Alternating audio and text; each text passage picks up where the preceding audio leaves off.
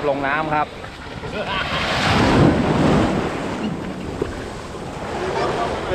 แสบที่หายเลยตอนนี้โคตรแสบเลยเนี่ยน้ำเกลือดำน้ำนะ